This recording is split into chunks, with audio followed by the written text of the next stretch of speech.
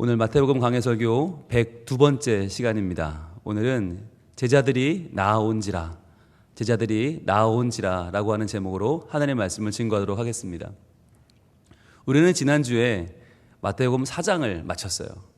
무려 110번의 강해를 통해서 마태복음 4장이 끝났는데, 마태복음 4장은 예수님의 초기 사역을 정리하는 마무리로 끝났습니다. 그런데 예수님의 초기 사역 마무리가 생각보다 굉장히 거창합니다.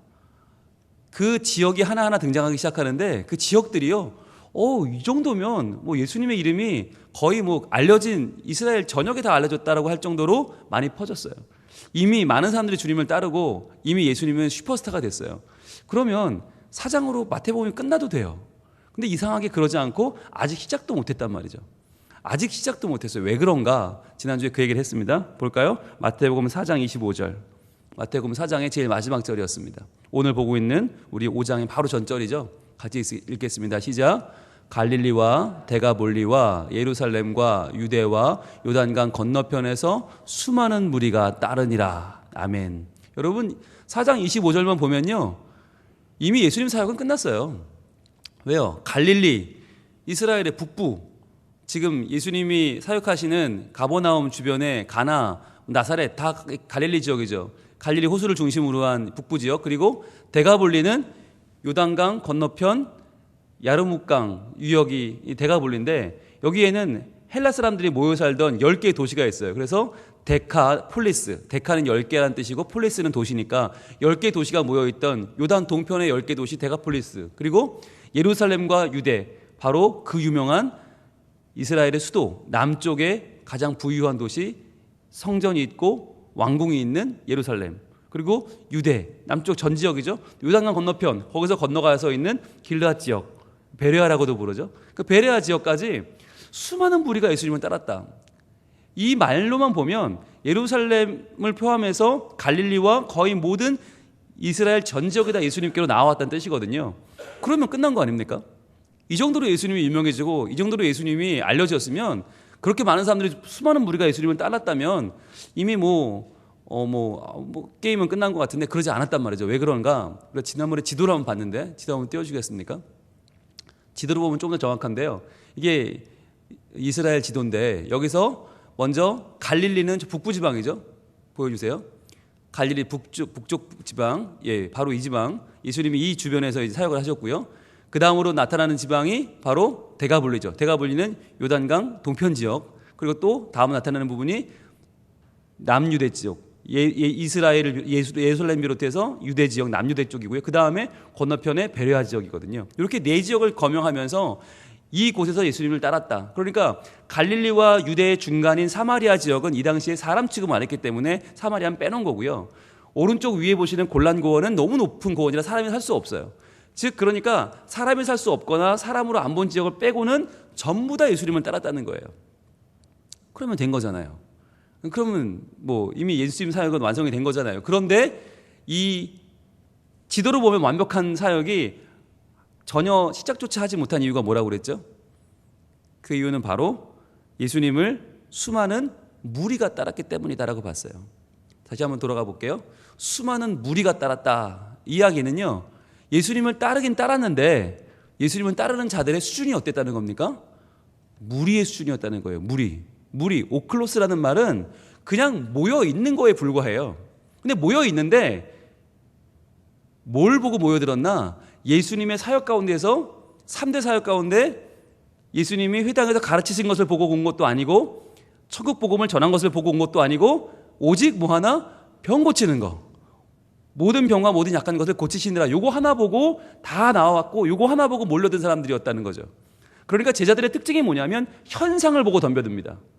겉으로 나타나 보이는 거, 현상, 본질을 붙잡을 수가 없는 거예요. 예수님의 본질을 보는 게 아니라 현상만 보는 거예요. 그래서 저희 가면 병 고쳐준대, 저희 가면 병 낫는데, 여러분, 이 시대에 제대로 된 병원이 있습니까? 제대로 된 의사가 없고요, 제대로 된 수술도 없고 약도 없어요. 그러던 시대에 그냥 비나이다 해서 어쨌든 나으면 좋고 아닌 말던 시대에 예수님께로만 가면 병이 나아요. 그러면 얼마나 많은 사람들이 몰려들었겠어요? 전국적으로 예수님이 스타가 된 거예요. 옛날 드라마에 나오던 허준은 말할 것, 그건 비교할 바가 아니죠. 예, 허준 누가 있었어요? 줄을 서시오, 줄을 서시오. 예, 이면식 씨 기억나시죠?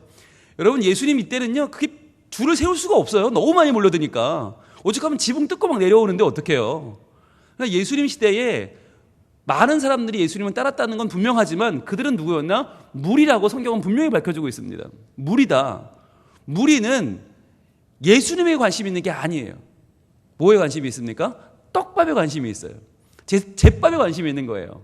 이게 누구 재산인지는 몰라요. 누구 때문에 우는지도 모르고 그냥 엉엉 울다가 그냥 잘 한 끼 먹고, 근데 왜 누구세요? 누가 돌아가셨어요? 몰라요. 그리고 그냥 울다가 먹고 가는 그러한 과객에 불과한 거예요. 그러니까 병 낫느냐가 초점인 것이지 누가 낫게 해주냐, 왜 낫게 해주냐 아무 관계가 없어요. 관심도 없고. 여러분, 우리가 지금까지 많이 배웠어요. 4장 내내 배운 게 뭡니까? 예수님의 메시아 되심입니다. 예수님의 구세주 되심이에요.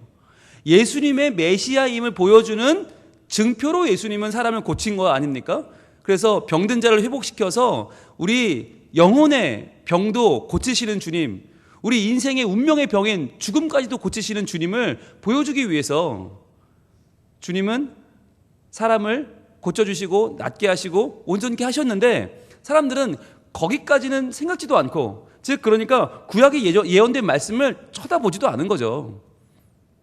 그건 아무 관심이 없고 그냥 병이 나았냐 안 나았냐, 얼마나 나았냐, 거기에만 관심이 있다 보니까 그들이 예수님을 아무리 많이 따라도, 전국적으로 따라도, 그냥 줄줄줄줄 따라와도 예수님 사역에는 아무런 영향력이 없었다라는 거예요.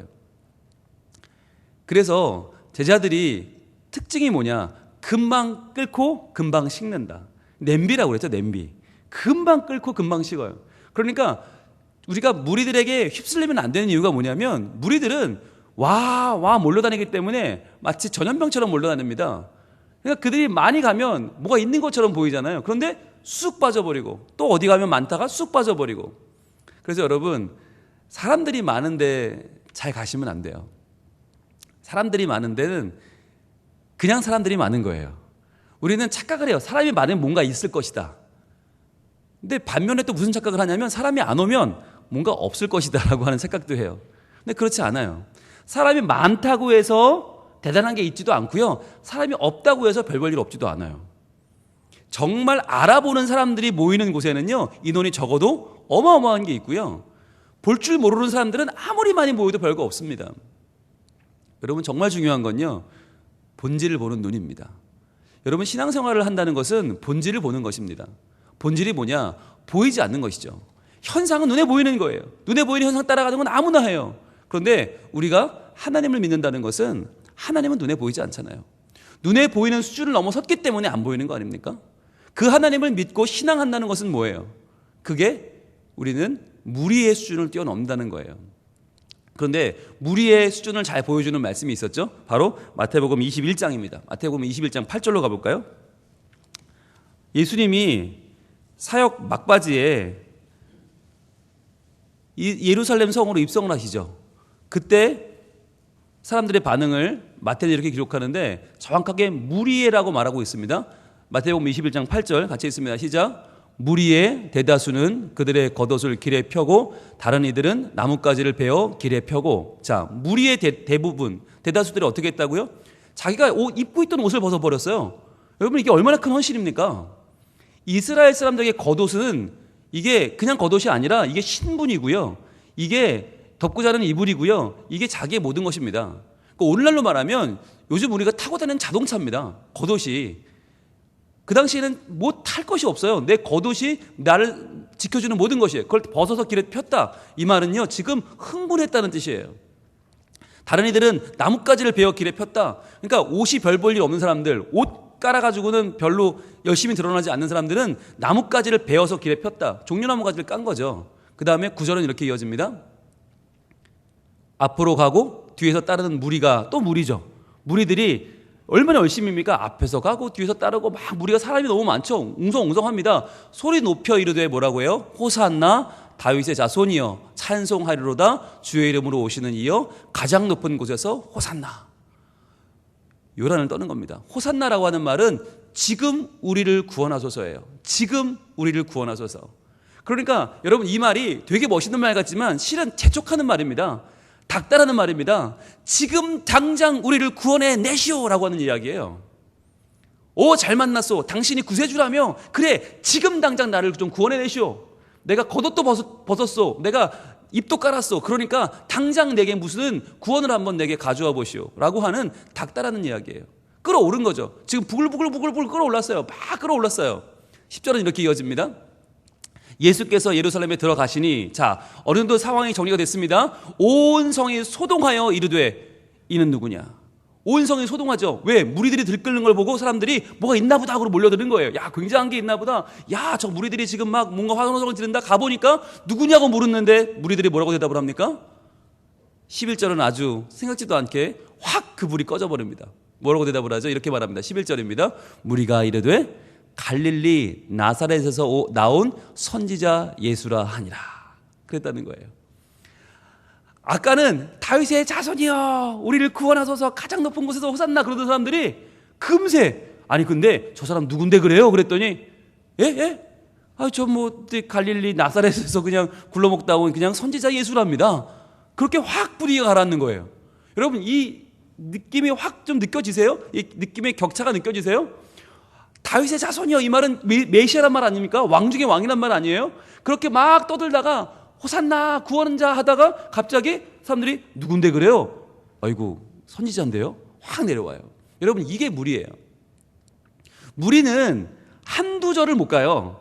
그게 무리의 특징이에요. 순간적으로 좋아 보이다가 순간적으로 또 별거 아니게 보이고 내가 왜 이러지? 사람들이 나한테 왜 물어보지? 아, 저 사람 구원자가 아닌 건 아닐까? 그러면 그냥 단순히 선지자 정도도 아닐까? 그것도 그냥 갈릴리에서 온 이름 없는 선지자는 아닐까? 확 자신이 없어요. 줄어들어요. 여러분 이런 모습을 우리도 볼 수 있어요. 전도하러 나가면 이런 모습이 있어요. 전도하러 나가면 막 교회 오라고 우리 교회 오라고 그러면 아 교회 가면 뭐가 좋은데요? 그러면 아 하나님 믿고 구원받죠. 예수님 믿죠. 그럼 예수가 누군데요? 글쎄요. 아니 그 질문을 좀 이렇게 교회 가서 목사님께 하면 안 될까요? 꼭 나한테 질문하셔야 돼요. 일단 오시고 보시죠.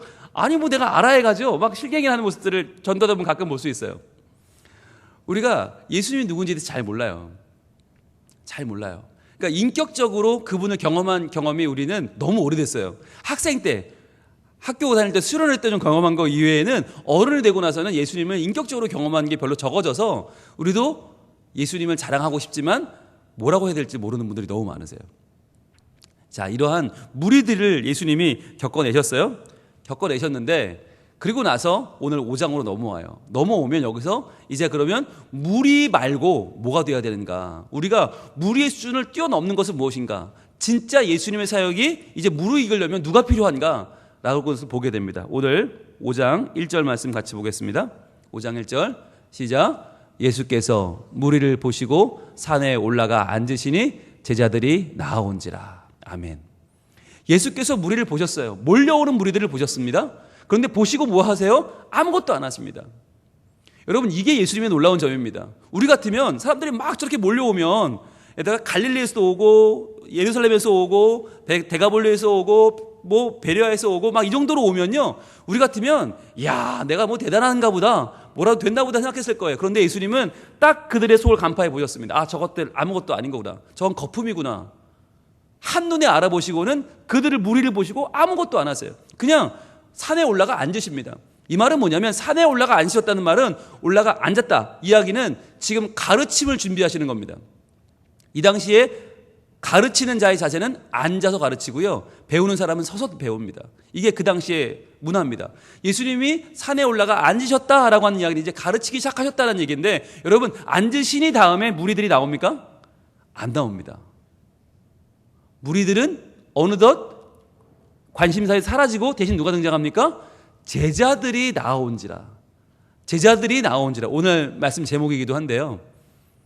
무리에 반대되는 개념으로 누가 나오나? 제자들이 나옵니다. 그런데 이 제자들은 누구냐?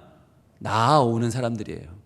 예수님이 말씀을 준비하실 때, 말씀을 가르치려고 하실 때 나아오는 자들이 제자들입니다.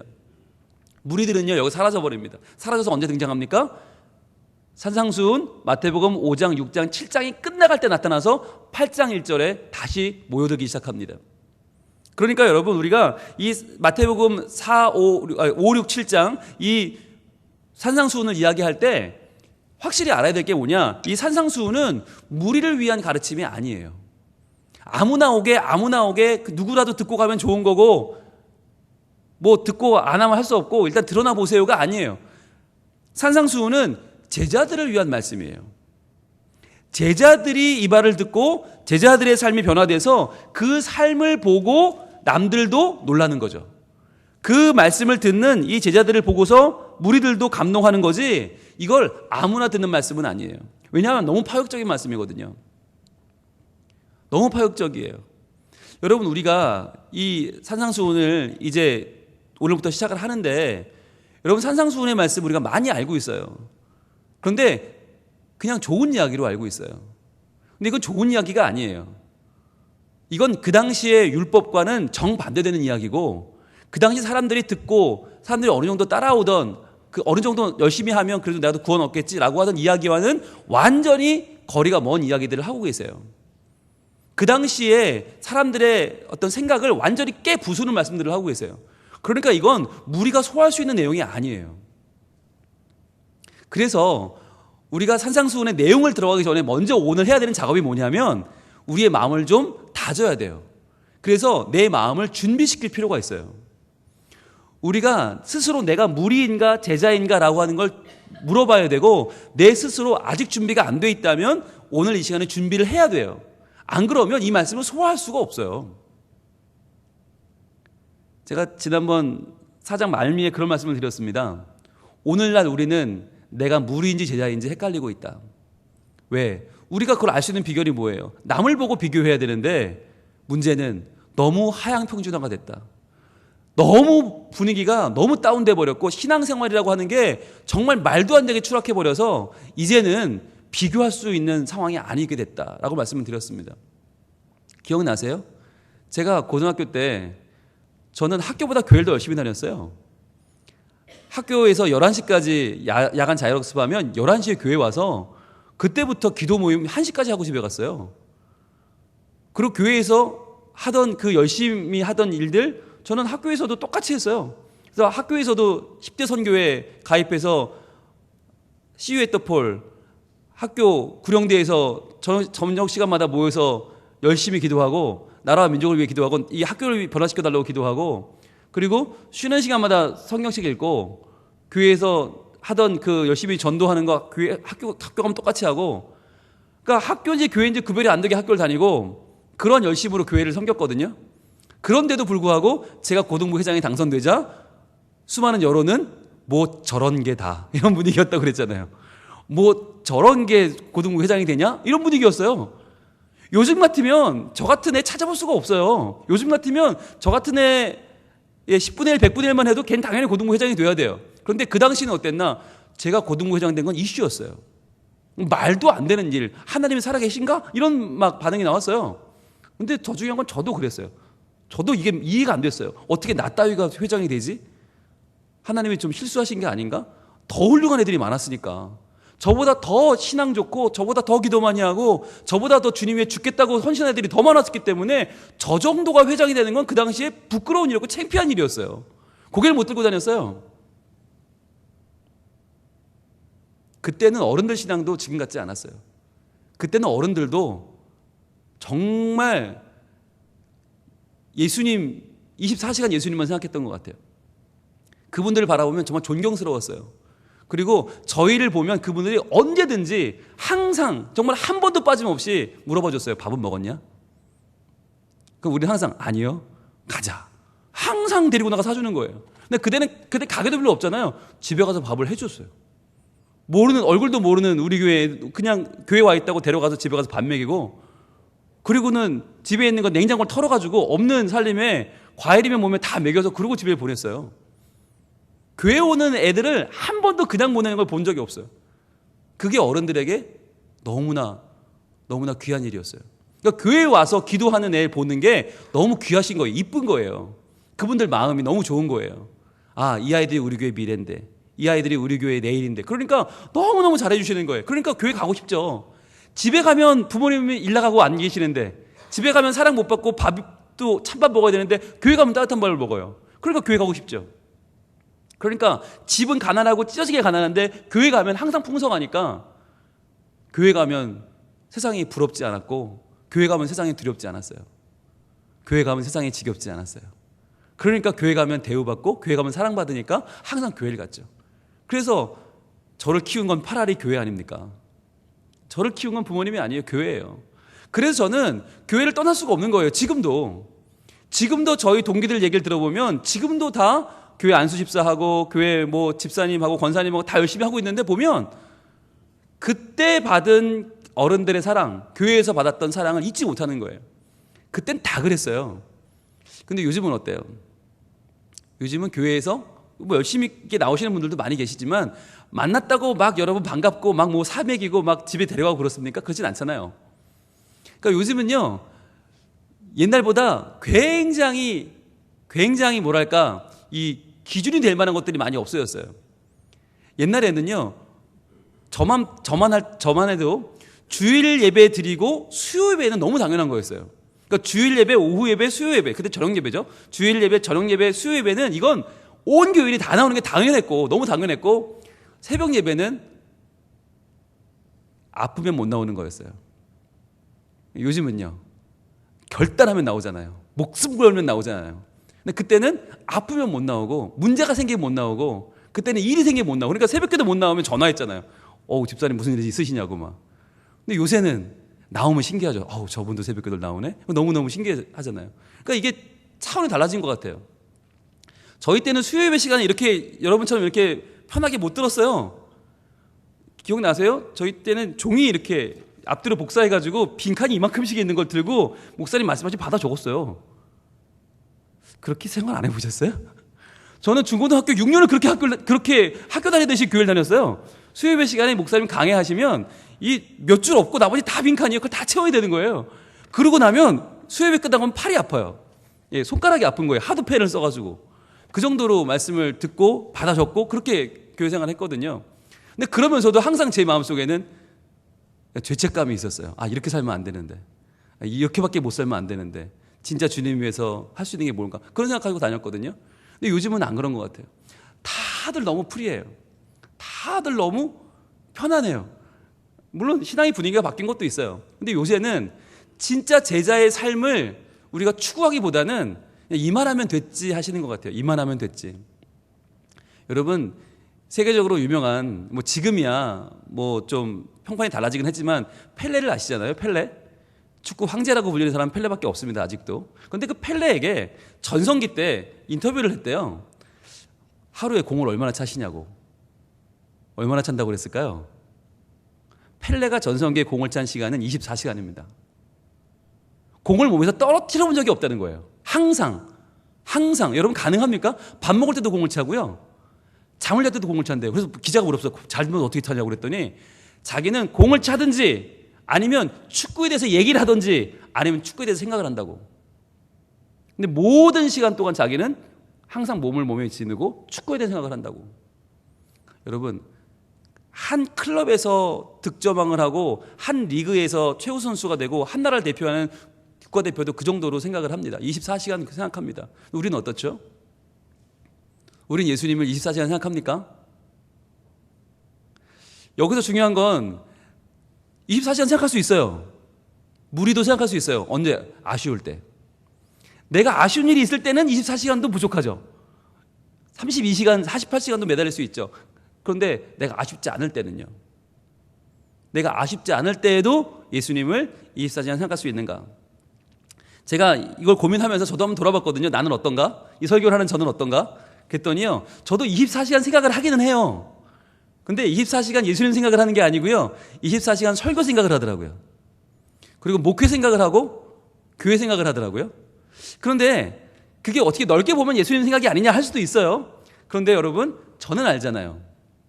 제가 설교 생각을 하는 이유가 과연 예수님의 진리의 말씀을 어떻게 하면 바르게 전할까라고 생각하면 얼마나 좋겠어요. 그런데 제가 잘 보니까 어떻게 하면 사람들이 내 설교를 듣고 좋아할까? 어떻게 하면 이전에 못 듣던 설교를 들었습니다. 뭐 이전에는 정말 생각지도 못하던 걸 들었습니다 라고 하는 말을 들을까? 라고 하는 생각이 상당히 많더라고요. 목회에 대한 부분도 내가 주님 위해서 어떻게 하면 주님처럼 목회할까? 면 좋겠죠. 그런데 제 머릿속에는 어떻게 하면 이 목회가 좀 많은 사람들이 호응하고 많은 사람들이 박수 받고 많은 사람들이 좋다고 잘한다 하고 하는 그런 목회를 할 수 있을까? 교회에 대해서도 어떻게 하면 우리 교회가 우리 교회 이 정도면 괜찮은 교회인데 이제 숫자도 좀 늘어야 될 텐데 좀 더 많이 사람들이 올 수는 없을까? 계속 제가 머릿속으로 그런 생각들을 24시간 하고 있더라고요. 그래서 저도 주님 위해서 조금 더 제 생각을 갈무리를 좀 해야겠다라는 생각을 했어요. 우리가 살아가면서 무리처럼 생각할 때가 너무 많다는 거예요. 무리, 눈에 보이는 거, 현상. 그런데 무리를 보시고 예수님은 아무 말씀도 안 하셨어요. 아무 행동도 안 하셨어요. 그냥 산에 올라가 앉으셨는데 무리들은 사라지고 제자들이 나왔다. 우린 여러분 이걸 중요하게 봐야 됩니다. 나왔다고 하는 이 단어를 제가 찾아보니까 이 나왔다는 단어가 뭐냐? 구약에 쓰인 예배자들이 하나님의 전을 향해 나왔다라 똑같은 단어예요. 그냥 예수님이 앉으시니까 어쩌다 보니 그들이 몰려든 게 아니라 주님을 바라보며 예배하는 마음으로, 주님을 바라보며 마치 성전에 나와 하나님께 제사하는 마음으로 그분의 가르침을 듣기 위해서 겸손하게 경건한 마음을 가지고 예수님께로 나아왔다는 거예요. 누가? 제자들이. 여러분, 그렇게 나와서 제자들이 뭐 했을까요? 귀를 기울여서 주의 말씀을 잘 듣지 않았겠습니까? 그리고 그 말씀이 나를 온전히 변화시키기를 기도하는 마음으로 자기의 삶에 적용하지 않았겠습니까? 오늘날 말씀의 귀를 기울이는 것은 정말 소중한 일입니다. 여러분, 허다한 무리는 말씀에 관심이 없습니다. 그래서 가르침과 천국복음 전파하는 일에는 아무런 반응을 보이지 않다가 병 고치는 일에만 눈에 불을 켜고 덤벼들죠. 그런데 제자들은요, 제자들은 말씀에 반응하는 사람들이 제자들입니다. 그래서 여러분, 이 말씀이 소중한 겁니다. 그래서 저도 책임감이 큰 겁니다. 말씀을 어떻게 전하는가라고 하는 것이 매우 소중하고요, 어떻게 말씀을 잘 듣고 내 것을 만드는가 못지않게 중요한 일입니다. 그래서 저는 꿈이 있어요. 제 꿈은 하나님 말씀을 있는 그대로 잘 전하는 거예요. 있는 그대로, 예수님 말씀하신 그대로 그 마음과 뜻을 다 생각하면서 그 뉘앙스를 최대한 살려서 이 당시에 주신 말씀의 뜻과 의미가 무엇인지를 정말 최대한 잘 발견해서 지금 여러분이 이해할 수 있는 언어로 최대한 쉽고 최대한 정확하게 전달해 드리는 게 저의 꿈이에요. 그런데 그 꿈이 완성되려면 우리 교인들의 귀가 열려야 돼요. 우리 교인들의 마음이 열려야 돼요. 우리 교인들의 영혼이 같이 열려야 돼요. 그래서 어떻게든 주님이 주시는 그 말씀을 받아 내가 제자가 되고 내가 그 말씀의 대상이 되고 내가 그 말씀의 주인공이 돼서 그 말씀으로 나를 완전히 변화시키겠다고 하는 욕심이 필요해요. 여러분, 그 결단을 하지 않으면 실제로 그 꿈은 이루어지지 않아요. 저도 흔들릴 때가 있어요. 언제냐면 남들이 물어볼 때입니다. 홍 목사님 한 3년 되셨죠? 성민교회 가신 지 한 3년 되셨는데 지금 얼마나 모여요? 그러면 제가 그때보다 흔들려요. 글쎄요, 몇 명 모이지? 제가 처음 왔을 때보다 몇 명이나 더 모이지? 몇 명 더 모인다 그러면 적당한 선일까? 아니, 몇 명 더 모이면 목회를 잘하고 있는 건가? 몇 명 모이게 되면 정말 훌륭하십니다 라고 소리를 들을 수 있을까? 라고 지금 저도 헷갈려요. 이게 부담이 되고요, 이게 저도 고민이 돼요. 그런데 아직 이걸 고민하면 저는 아직 멀은 거죠. 그럼에도 그때마다 저는 속으로 다짐을 해요. 많이 모이면 뭐 할 건데. 여러분, 디룩디룩 살이 찌는 걸 보고 성장했다라고 말하지 않잖아요. 살이 찌는 건요, 결코 좋지 않은 겁니다. 빼야 됩니다. 오히려 빼는데 돈 들고요, 빼는데 힘들어요. 늘어난다고 다 좋은 건 아니에요. 그 무리가 늘어나면, 무리가 많아지면, 얼치기들이 많아지면 그건 다 빼야 되는 살이에요. 더 힘들어져요. 그런데 몸이 날씬해도, 몸이 정말 살이 하나도 없어도 근육질로 탄탄하게 몸이 잘 만들어지면요, 라인이 살아요. 그래서 그 몸은 성장한 몸이 되고 성숙한 몸이 되고 그 몸은 쓸만한 몸이 됩니다. 마찬가지로 교회도요, 우리가 뭐 몇천 명 모이나 몇만 명 모이나 다 소용없어요. 그렇게 모여서 오히려 자기네끼리 욕심내고 자기네끼리 욕망과 야망으로 뭉쳐서 한국교회 망치는 교회도 많아요. 실제로 있어요. 여러분, 그건 좋은 게 아니에요. 그러니까 여럿이 모여서 자기네끼리 취해서 자기네 좋은 대로 교회를 만들어가면 아무 소용이 없어요. 그런데 반면에 숫자가 많지 않아도 좋은데 그 많지 않은 사람들이 하나님 앞에서 내가 어떻게 결단하고 덤벼드는가가 중요한 것입니다. 그래서 저는 제자들이 나아온지라 라고 하는 이 말씀이 너무 귀한 거예요. 그냥 모인 게 아니에요. 경건한 마음으로 모여요. 그냥 나아온 게 아니에요. 말씀에 귀를 기울이면서 주님이 하시는 말씀이라면 정말 내가 내 목숨처럼 듣고 그 말씀대로 내가 헌신하고 말씀대로 살겠습니다 라고 마음에 결단을 하고 나아왔다는 거 하는 것이죠. 저는 거기에 대한 한마디로 표현을 바꾸면 저는 대가지불이라고 봐요. 대가지불이다. 내가 거저 먹느냐 대가를 지불하느냐. 여러분, 산에 올라간다는 게 그 당시에 보통 일이 아닙니다. 산에 나가려면 어떻게 해야 됩니까? 때로는 내가 하고 싶은 일을 접어야 됩니다. 시간을 내어주는 일입니다. 내가 해야 되는 일을 접어야 될 수도 있습니다. 내 사명을 접어야 됩니다. 내가 해야 될 다른 것을 접어놓고 나아갑니다. 여러분, 나아온다고 하는 것이 그냥 쉬운 일이 아닙니다. 이들에게는 다 각자 할 일이 있었을 것이고 감당해야 될 것이 있고 책임져야 될 것들이 있고 이들이 있어야 될 위치가 있었을 겁니다. 그런데 그것을 잠시 내려놓고 예수님께로 집중하며 나아오는 시간을 드리는 헌신, 마음을 드리는 헌신, 삶의 중심, 우선순위를 내어드리는 헌신, 저는 이것을 대가지불이다라고 보고 싶어요. 저는 이제는 요즘은 주일도 나오시는 분들 보면 어떤 때는 고마워요. 주일에도 일이 많아졌잖아요. 주일에도 일을 해야 되는 분들이 많아졌고요. 주일에 오란 데가 많아졌고요. 갈 데가 많아졌어요. 그러다 보니까 주일날 오시는 분들도 보면 고맙고 감사해요. 그런데 수요일까지 오시면 더욱더 저는 감사해요. 그런데 오늘 말씀 보면서 저는 이제 좀 덜 감사하려고요. 하나님 앞에 정말 말씀의 가치를 알고 그 말씀으로 내가 변화되기 위해서 여러분 욕심을 내시길 원합니다. 담임 목사가 보고 고마워해 주니까 오지 마시고 여러분이 그것을 뛰어넘는 진짜 말씀의 귀한 열매를 여러분들 꿈꾸시기를 원합니다. 그건 내가 혼자 결단한다고 되지 않아요. 내가 혼자 아무리 마음을 먹는다고 굳게 먹는다고 되지 않아요. 그것은 하나님 말씀의 역사가 아니면 되지 않아요. 이제 시작되는 산상수훈의 말씀 하나하나가 저는 우리의 심령 골수를 쪼개는 살아 역사하시는 운동력이 있는 말씀이라고 저는 확신합니다. 그런데 그 말씀을 내가 준비가 안 돼서 못 들으면, 내가 듣고도 감당이 안 되면 여러분 어떻게 하겠습니까? 내가 준비가 되어야 됩니다. 주님, 저는 무리입니까? 제자입니까?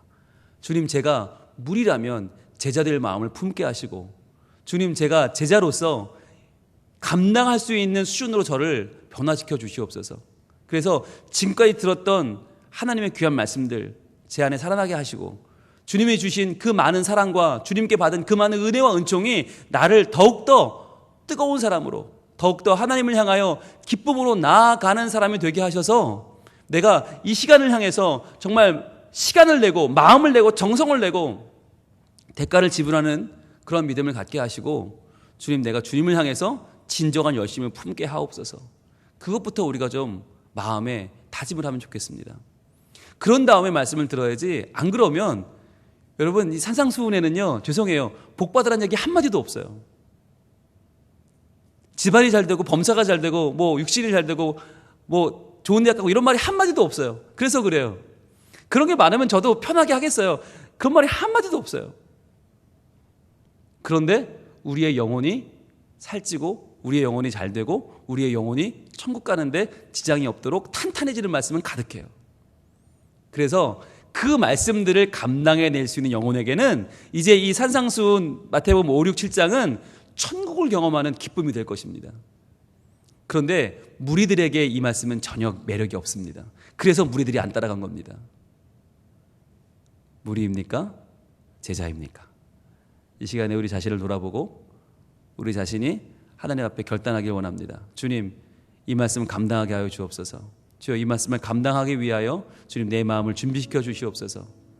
나 무엇과도 주님을 바꾸지 않겠습니다. 세상 그 어떤 다른 가치와도 바꾸지 않고 내가 생각하는 얄팍한 은혜, 내게 주시는 유익, 내게 주시는 기쁨, 내게 주시는 얼마 안 되는 세상의 가치가 아니라 더 깊은 가치를 예수 그리스도 그분을 내 마음속에 모시는 전적인 주님을 향한 열린 믿음을 주시고 준비된 마음을 주시고 제자의 마음을 주셔서 주님의 신실한 제자로 내가 준비되게 하여 주옵소서. 우리들이 이 시간에 찬양하며 나갈 때 하나님께서 우리의 마음을 어루만지사 우리의 마음을 강건하게 하시고 제자의 마음으로 준비시켜 주시고 이후로 시작되는 모든 말씀들 가운데 우리를 든든하게 하실 줄 믿습니다. 나 무엇과도 주님을 바꾸지 않으리 찬양하겠습니다.